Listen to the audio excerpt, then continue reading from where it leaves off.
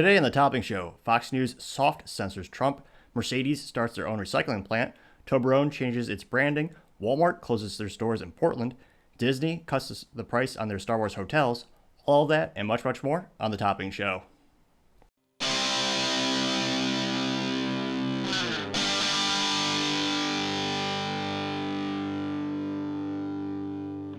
Thank you, everyone, for tuning in today. Today's episode of The Topping Show is sponsored by ExpressVPN and Topping Technologies.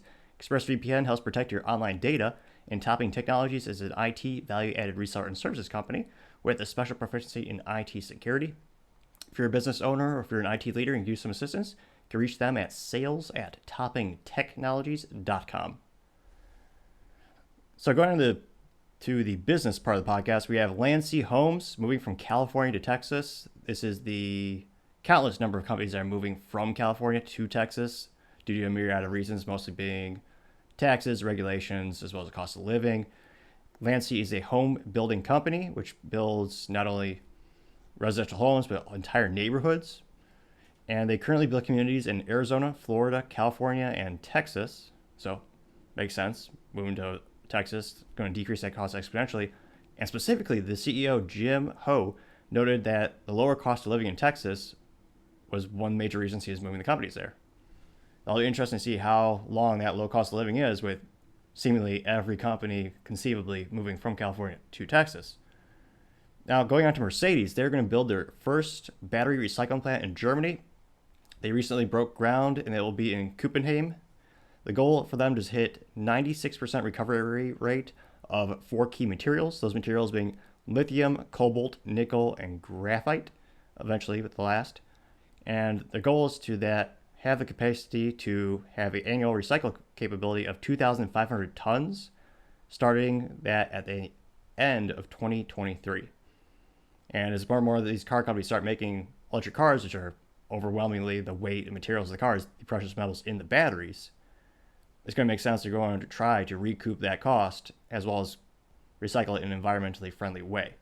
Now, Mercedes board directors George Berger noted specifically with this quote, "With a recycling rate of more than 96%, a mine of tomorrow is being created here in Copenhagen. The innovative technology approach enables us to incorporate valuable raw materials into new Mercedes EV technologies. We are consistently expanding our expertise on the battery value chain and are taking the important step in our strategic strategy towards electric only." So it's interesting to see in this case, Mercedes is very transparent of going 100% EV in the near future. And if you're going to do that, especially in Europe where they have very strict environmental standards for the whole life cycle of the vehicle, they need to figure out how to safely get rid of and recycle all those hazardous materials that you can't just throw into a traditional recycling plant. Now, iconic chocolate bar, I don't know what you call their big, the triangle tube, but the Toblerone is changing their brand. The Toblerone bar in the brand was invented in 1908 by Jean Tobler, currently owned by chocolate conglomerate Mondelez, however you prefer to pronounce it. And the brand change is recently due to the recent passing of Switzerland's Swissness Act, which was passed in 2017, and perhaps one of the most Swiss words in history.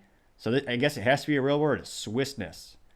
Now, specifically, the Swiss Act requires food products to be produced with 80% of the raw materials sourced from Switzerland, now to be designed the Swiss made. However, the figure jumps to 100% for dairy and milk products.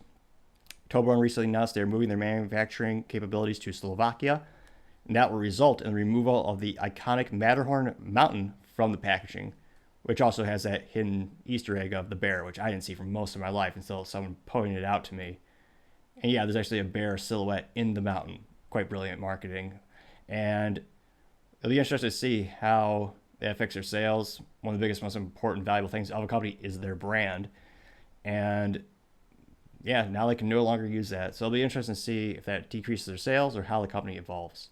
Now, Walmart recently announced they're going to close all their stores in Portland, specifically, quantifiably.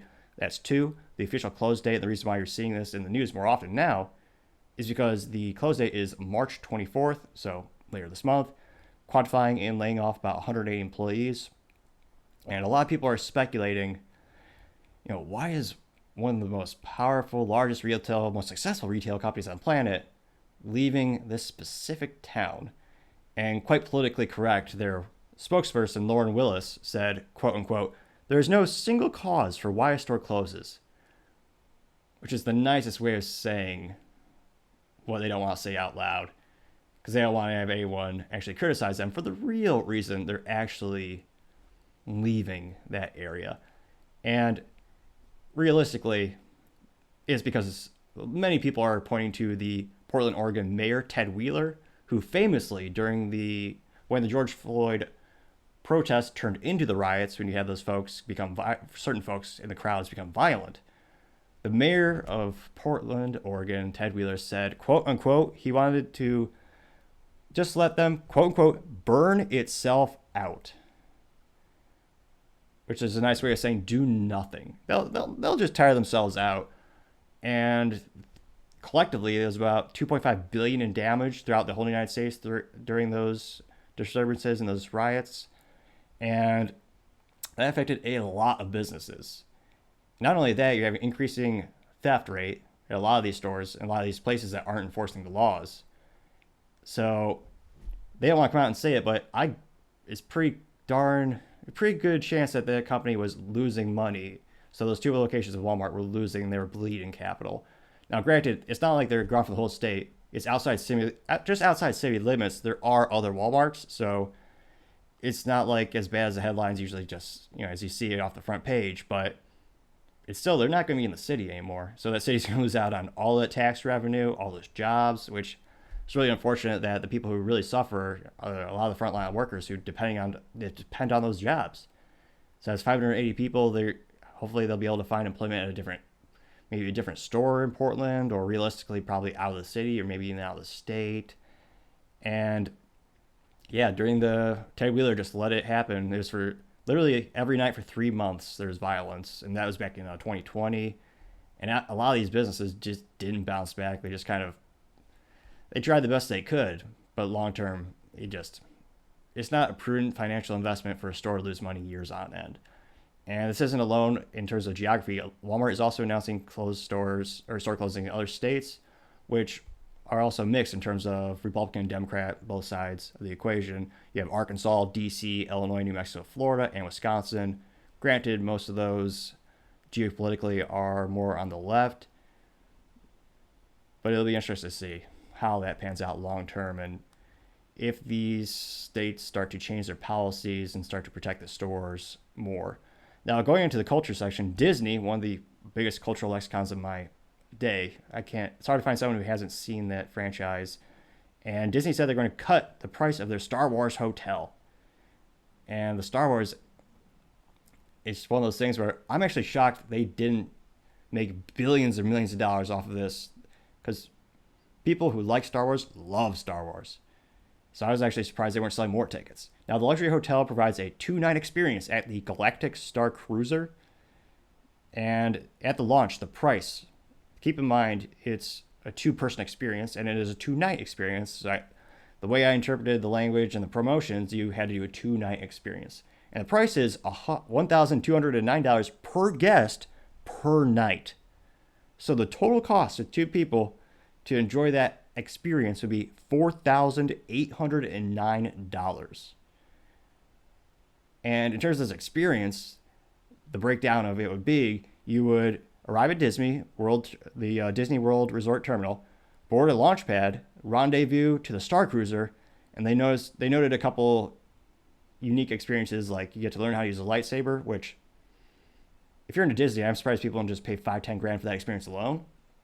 And I think there's other experiences you get to learn a little bit more about behind the scenes. But Disney said they're decreasing the price, and the price is no longer actually on the Disney website. So now they say if you want the real prices, you got to call them, which who doesn't love calling a 1-800 helpline and trying to actually get a hold of a real person? So I was surprised actually decreasing the price. There weren't enough people willing to pay about $5,000 for a weekend retreat at a Star Wars themed hotel. So I thought the culture was strong enough to support that business model for that specific thing, but we had to decrease the price. Another interesting news, or hilarious news, an airline gave a flyer a banana for their vegan meal. So a passenger on Japan Airlines was given a banana, and more hilariously, with chopsticks when they demanded their vegan meal. And Chris Chari is now the famous passenger who complained. Now, the flight was scheduled to have two meals, the first snack and a refreshment, and then a lunch. The snack option for non-vegans being seared tuna, eggplant salad, cheese with orange salsa, and baguette. So you get the whole kit and caboodle. And so he got the banana with the chopsticks, and then the second meal he got was spaghetti. So he still got food. And it's an interesting thing where the culture is the world does not revolve around you, but we seem to think that more and more every day. And I think this is hilarious. The best part of the story is they gave him chopsticks to eat a banana, which this airline gets an A plus for being funny, or I guess unintentionally funny. But yeah, I mean, based on your diet, you know you're gonna have restricted meals, and I think there is technically supposed to be there's a vegan option, but maybe they ran out of stuff. But yeah, they gave him chopsticks. That should be a T-shirt if I ever heard one. Just chopsticks and a banana. Now, going to the politics, Fox News has a soft ban, quote unquote, for Trump. They're avoiding putting him on the air, kind of indicative of how the Murdochs feel of Trump, which is a family behind who owns Fox News. And this is fascinating because one of the raises of fame when he first ran for president is he may not have lived on Fox News, but he seemed to be on there every darn day when you ever heard news about him. And he was on every outlet as well, just campaigning, and the media gave him all the attention he could possibly want, which some would say was detrimental during his second presidential election. But it's fascinating to see Fox just does not seem to want to partner with him at all. He hasn't had a single appearance on the news outlet since he announced he was running for president in 2024. Contrast that, Fox has featured other prospective presidential candidates, or I should say they are candidates now. So they interviewed Nikki Haley 7 times since she has announced she's running for president. They've interviewed Vivek Ramaswamy 4 times since he announced he's going to be running for president. And even DeSantis, who hasn't officially declared he's running for president, he's been on Fox News several times as well. So it's interesting to see the tides have turned. And if you can't get your message out there, that's a big obstacle. And after he won the election, he wasn't going to get on the traditional outlets, or maybe like the CNNs and the MSNBCs, I wouldn't think. But I'm actually surprised. These media companies should be begging for him to run. He is running, but the amount of money all these media conglomerates made off of just covering him every single day he was president, I'm actually shocked more people at CNN didn't like secretly vote for him or something because of how much money and revenue they drove off of that one giant topic. Now, going into other political news, there's video release evidence of July 6th. So the police actually, according to this video, and if you watch it, pretty interesting, it shows the police assisting the Q shaman. Apparently that was a guy with a buffalo hat or the funny looking outfit. Now, the police withheld this video for quite some time. Tucker Carlson on Fox News released it, and the video actually shows police escorting this guy throughout the Capitol. This guy's name actually being Jacob Chansley. And he had a police escort, so he was unarmed. He had a police escort put him throughout the whole building, and they even opened doors for him and helped him get into different rooms.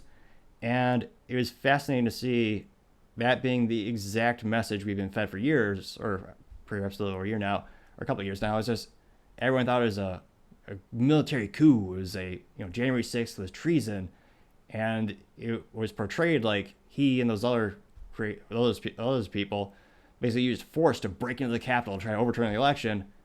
And now we have this video evidence where they're just showing him around the place, and they put him in jail ever since.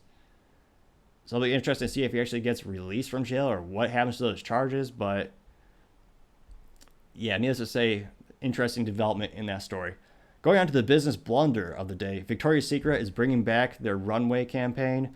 They originally canceled that in 2019 due to a myriad of political and cultural criticism of the company.